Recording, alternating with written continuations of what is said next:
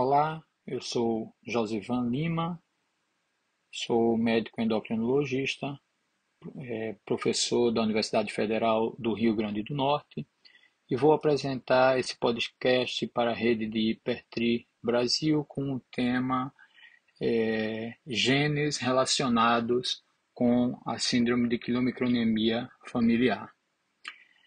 Esse é um tema que me atrai bastante. Nós temos um ambulatório de lipídios aqui na universidade e temos uma casuística atualmente com 16 pacientes que são acompanhados no nosso ambulatório. Especificamente, a gente sabe que a síndrome de quilomicronemia familiar é uma doença rara, com uma prevalência esperada de 1 para 1 milhão, onde há um acúmulo de quilomicrons em decorrência de um déficit na metabolização desses triglicerídeos. E é exatamente esse o tema que eu quero abordar, chamando atenção para os cinco principais genes que geralmente podem sofrer mutação heterozigótica, composta ou homozigótica, levando a um déficit na ação da lipase lipoproteica, né, da LPL, e, consequentemente, um acúmulo de triglicerídeos que causa um aumento no risco de pancreatite aguda. Já iniciando, né, quais são esses genes, o principal dele, não poderia deixar de ser, é exatamente o gene da lipase lipoproteica, que a gente chama de LPL. A lipase lipoproteica ela originada, né, na forma de monômeros, tá? No retículo endoplasmático, e a partir daí, desses monômeros, ela tem que dimerizar, né? E quem faz isso é exatamente um fator de maturação, chamado fator de maturação da lipase, e o gene aqui é o LMF1, tá? Que vai dimerizar essa lipase. Uma vez dimerizada, ela vai então migrar para o subendotélio, e no subendotélio ela vai precisar então da ação de uma outra proteína chamada GPI-HBP1, que vai fazer com que a lipase dimerizada internalize para o capilar. Dentro do capilar, por sua vez, a lipase ainda não está pronta para degradar os quilomicrons e os VLDL, mas precisa ainda de cofatores ativadores. E esses cofatores são a ApoC2 e a ApoA5.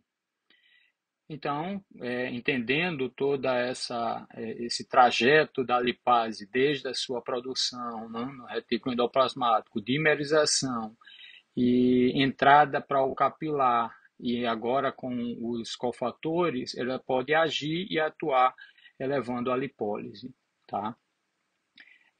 Então agora fica fácil, se vocês conseguem imaginar essa via de degradação, fica fácil entender que mutações no gene da lipase lipoproteica, que é o LPL, mutações no gene do fator de maturação da lipase, que é o LMF1, mutações na GPI-HBP1 e mutações na ApoC2 e na ApoA5 levariam então a um déficit na ação da lipase. Tá? A mutação mais frequente é a mutação na lipase e também é a mutação que leva a um quadro mais severo de hipertrigliceridemia, exatamente pelo fato de estar comprometendo o gene que causa diretamente a produção da LPL.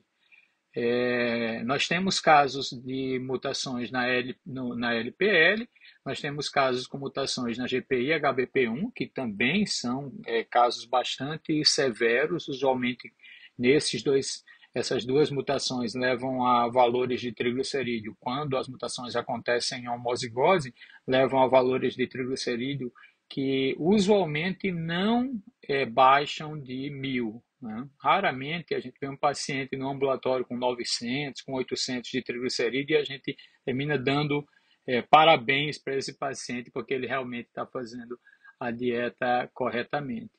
Já as demais mutações, mutações na APOC2, a gente não tem nenhum paciente no nosso ambulatório, mas mutações na APOA5, nós temos 4 pacientes que é, podem ter hipertrigliceridemia severa, acima de 1.000 miligramas por decilitro, mesmo naqueles casos em heterozigose, né? Então, e interessantemente, esses casos em heterozigose, eles podem responder a fibrato, o que classicamente os pacientes com mutações na LPL e na GPI-HBP1 não apresentam uma resposta a fibratos. Isso é uma das características do SQF também.